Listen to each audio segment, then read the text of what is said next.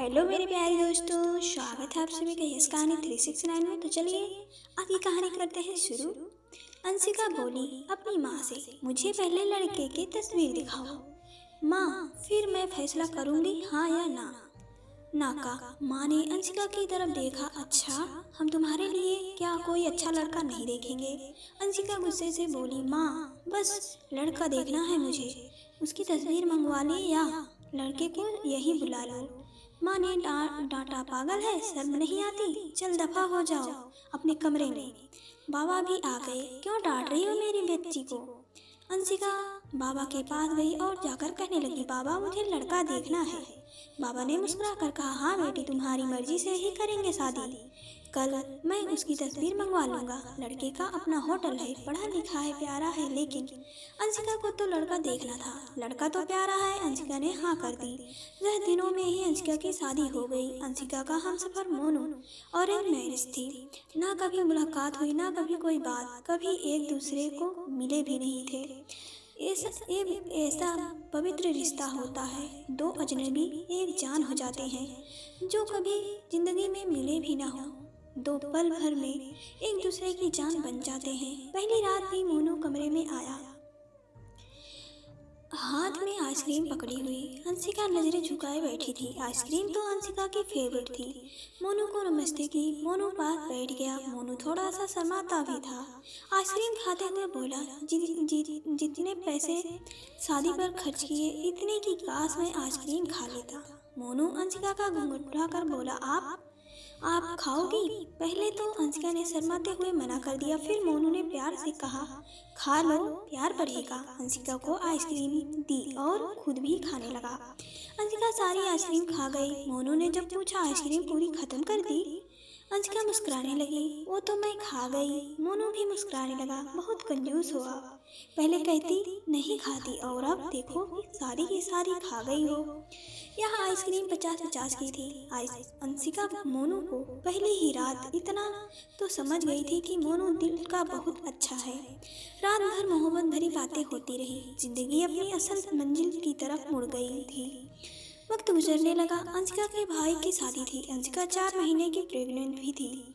अंशिका ने मोनू से कहा, मुझे भाई की शादी में जाना है। मोनू ने अंशिका के पास बैठकर बोला, अंशिका, डॉक्टर ने आपको लंबी यात्रा करने से मना किया, इसलिए मैं कोई रिस्क नहीं लेना चाहता। मैं नहीं इजाज़त दे सकता शादी में जाने की। अंशिका को बहुत गुस्सा आया। मोनू पागल हो गए हो क्या? मेरे भाई की शादी है और आप कह रहे हैं कि नहीं जाना। आप मुझे कार में बैठाकर आराम से छोड़कर आ जाएं। बस। मोनू ने अंशिका का हाथ पकड़ा, मोहब्बत से फिर समझाने लगा, अंशिका, क्यों बेकार की जिद करती हो? डॉक्टर ने यात्रा करने से मना किया है तो मैं नहीं जाने दे सकता तुमको। तुम लापरवाह हो जाती हो और मैं तुमको किसी के भरोसे छोड़ नहीं सकता। इतना कहकर मोनू कमरे में चला गया। अंशिका रोने लगी। अंशिका ने अपनी माँ को फोन किया। मोनू मना कर रहा है शादी में आने के लिए। माँ ने समझाया, बेटा अगर वो कह रहा है तो मत ही आओ। लेकिन अंशिका की भाभी और भाई जिद करने लगे, क्यों नहीं आने दे रहा है मोनू हमारी बहन को? वो रात को आए। मोनू भी घर पर था। कहने लगे कि मेहंदी है, 3 दिन की बात है, अंशिका को लेने आए हैं। मोनू ने अंशिका की तरफ देखा है। अंशिका, मैंने क्या कहा था तुमसे? अंशिका ने नजरें झुका ली, कमरे में चली गई। उठकर मोनू को गुस्सा तो बहुत था, लेकिन ये सब्र कर लिया।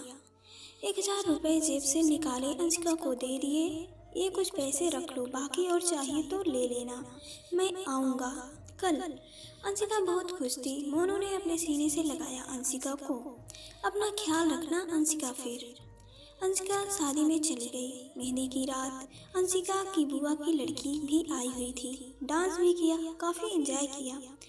बारात वाले दिन जब भाई की बारात लड़की वालों के घर पहुंची तो बारिश हो रही थी। गली में काफ़ी कीचड़ था। अंशिका का पाँव फिसला गिर गई। गिरते ही उसके पेट में दर्द होने लगा। अंशिका जोर जोर से रोने लगी। जल्दी से अंशिका को अस्पताल ले गए। अंशिका दर्द से चिल्ला रही थी। मोनू को कॉल किया, अंशिका के बारे में बताया। मोनू घबरा गया। वो जल्दी से अस्पताल पहुंचा। डॉक्टर अंशिका को इमरजेंसी वार्ड में ले गए थे। मोनू बहुत परेशान था, दिल की धड़कनें बेकाबू थी, जुबान पर ईश्वर का जाप था। बाकी सब लोग शादी की खुशियों में मग्न थे, लेकिन यहाँ मोनू बहुत परेशान खड़ा था। कुछ देर बाद डॉक्टर कमरे से बाहर आए। उन्होंने सॉरी कहते हुए बताया, आपका बच्चा मर चुका है।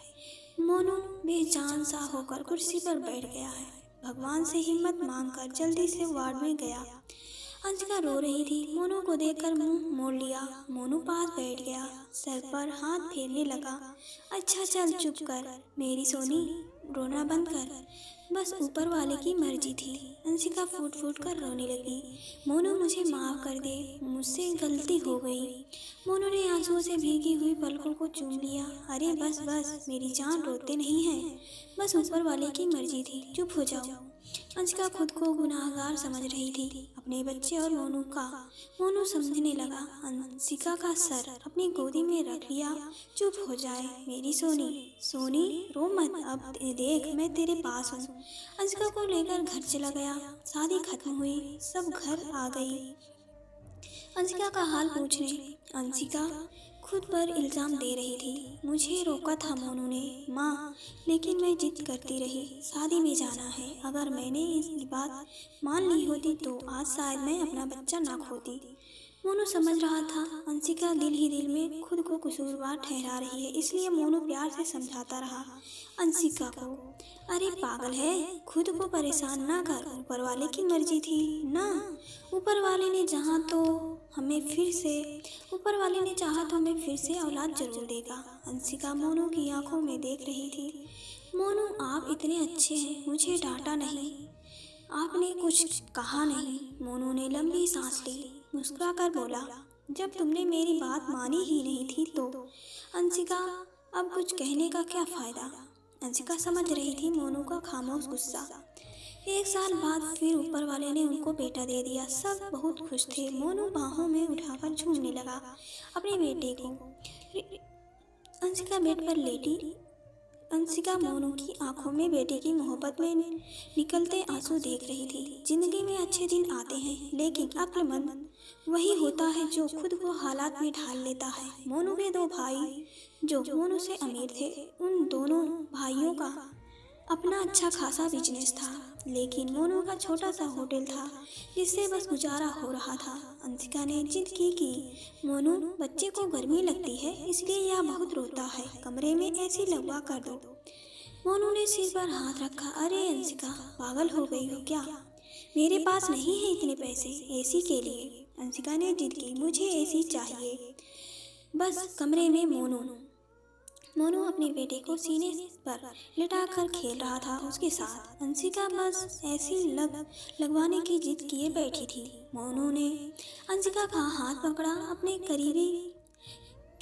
करीब किया। अंशिका, पता नहीं क्यों इतनी जिद्दी हो गई हो तुम, लगवा दूंगा एसी। ये लो, सो गया है मेरा राजकुमार, इसको लेटा दो। 2 साल बाद ऊपर वाले ने एक बेटी भी दे दी। वे दोनों बहुत खुश थे। हर अच्छी बुरी ख्वाहिश पूरी करता था मोनू, लेकिन फिर भी छोटी छोटी बातों पर उनमें झगड़ा रहता ही था। बेटा 4 साल का हो गया था, बेटी छोटी थी। मोनू का होटल का काम अच्छा नहीं चल रहा था। मोनू कुछ परेशान था। घर आया, देखा बेटे ने उसका लैपटॉप तोड़ दिया था। बेटी मोबाइल पर लगी हुई थी। मोनू ने देखा लैपटॉप टूटा हुआ पड़ा है। मोनू चिल्लाकर बोला, अंशिका ये क्या है? अंशिका ने देखा, ये आपके लाडले ने तोड़ा है। मोनू गुस्से में पहले ही था। अंशिका को गाली देकर बोला, तुम्हारा दिमाग काम नहीं करता? इसमें मेरा सारा डेटा था, तुम पागल हो क्या? जाओ खाना लेकर आओ, उठ जाओ। अंशिका गुस्से में बोली, मोनू मैं नौकरानी नहीं हूँ, सारा दिन बच्चों को संभालो और फिर तुम मुझे गाली दो। सारा दिन इतना काम करो और कदर इतनी सी है, गाली दे रहे हो। अंशिका खाना लेकर आई, बैगन बने हुए थे। मोनू ने बैगन देखे चिल्लाकर बोला, तुम्हारा दिमाग खराब है क्या? तुमको कितनी बार समझाया है, मैं बैगन नहीं खाता। मोनू ने खाना उठाकर फेंक दिया, उठकर बाहर चला गया। इतने में बेटे ने कांच का गिलास तोड़ दिया जो हाथ पर लग गया। काफी खून बहने लगा हाथ से। अंशिका ने बेटे को 1-2 थप्पड़ लगा दिए। बहुत तंग आ गई हूँ मैं तुम बाप बेटे से। बेटे को उठाकर कमरे में ले गई। रो रही थी, साथ ही उसे बोल रही थी, 5 साल हो गए इस इंसान के साथ, कदर ही नहीं है। बेटे के जख्म पर मरहम लगाने लगी। इतने में बेटी भूख से रोने लगी। बेटी को गोद में उठाया। इस इंसान की ऐसी हरकतें रही तो गुजारा होना मुश्किल हो जाएगा। रात भर मोनू गायब रहा। अंशिका ने भी फोन करके ना पूछा। अंशिका ने अपनी माँ को बताया, मोनू आजकल ना खर्चा दे रहा है, ना अच्छे से बात कर रहा है, गालियाँ देता है। माँ ने कहा, अच्छा हम करते हैं बात उससे। मोनू को महसूस हुआ उसने अच्छा नहीं किया अंशिका के साथ। आज घर जाकर अंशिका को सॉरी कहेगा। घर आया, देखा घर में अंशिका के माँ बाप चाचा सब आकर बैठे हुए थे। मोनू ने अंशिका की तरफ देखा। अंशिका खामोश रही, नमस्ते किया। उसके बाद बात तो शुरू हो गई। माँ चिल्लाकर बोली, क्यों बेटा तुम खर्चा नहीं देते हो अंशिका को, क्यों गालियाँ देते हो? मोनू को बहुत गुस्सा आया। घर की बात थी, हम दोनों सुलझा लेते। मोनू ने गुस्से से कहा, इसको सब कुछ देता हूँ, ये बस तमाशा लगाना चाहती है।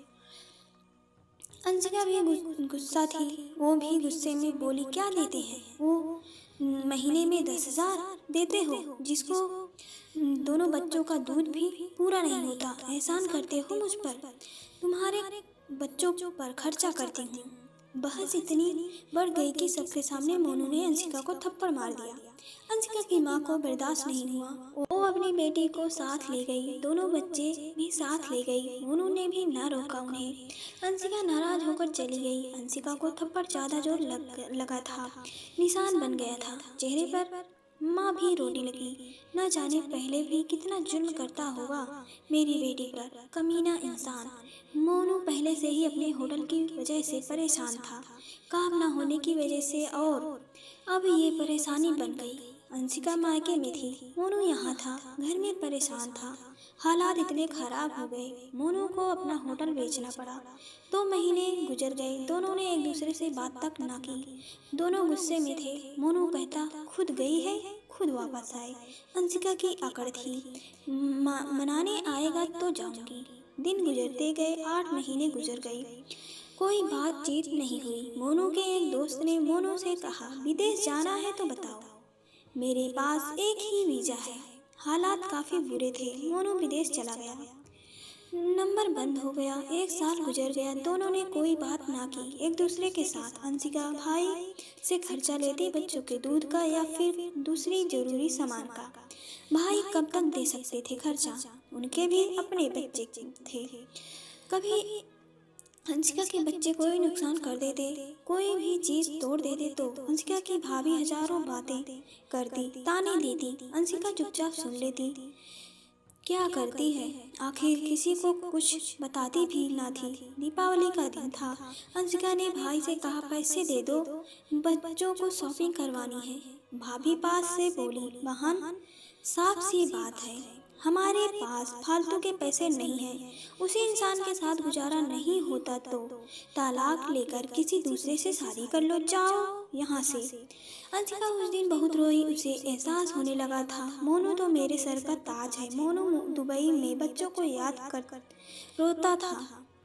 अंशिका पागल बात मोनू दुबई में बच्चों को याद कर बहुत रोता था। अंशिका पागल बात कुछ थी नहीं, और तूने यह क्या कर दिया। उधर अंशिका के भाई अंशिका के लिए एक आदमी देखा जिसकी पत्नी की मृत्यु हो चुकी थी, 4 बच्चे थे। उसके भाई ने अंशिका से कहा, बस मोनू से तलाक ले लो, इस आदमी से शादी करके घर बसा लो अपना। अंशिका की आंखें भीग गई थी आंसुओं से। जल्दी से मोबाइल निकाला, मोनू को फोन लगाया, नंबर बंद आ रहा था।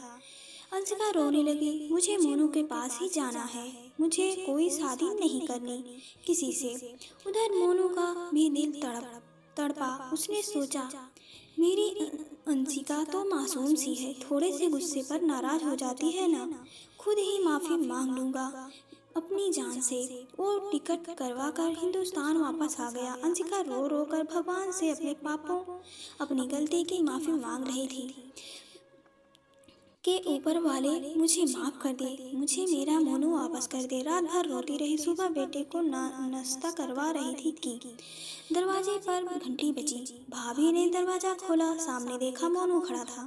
अंशिका की नज़र पड़ी मोनू पर, हाथ से दूध का कप छूट गया। नंगे पांव दौड़ते हुए जाकर मोनू के सीने से जा लगी, चीख चीख कर रोने लगी। मोनू, मैं बहुत प्यार करती हूँ तुमसे। मोनू के पांव पकड़ लिए। माफ़ कर दो मोनू। मोनू ने अंशिका का माथा चूमा, आंसू साफ किया। तुम भी माफ़ कर दो मेरी जान, मैंने गुस्से में ज़्यादा बोल दिया था।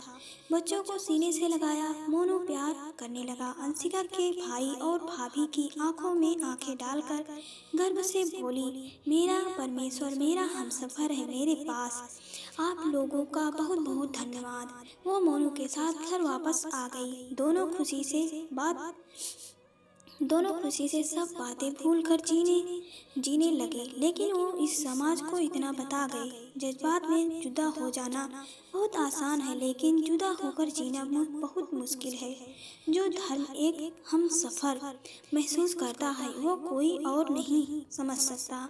गलत फैसला लेकर जिंदगी बर्बाद ना करें। ये सब वक्त के साथ बदल जाता है। हाँ, अगर नहीं बदलता तो हम सफ़र। अगर कोई नाराज है या घमंड में है तो जाओ, मना लो, राजी कर लो एक दूसरे को, इससे पहले कि फिर से देर हो जाए।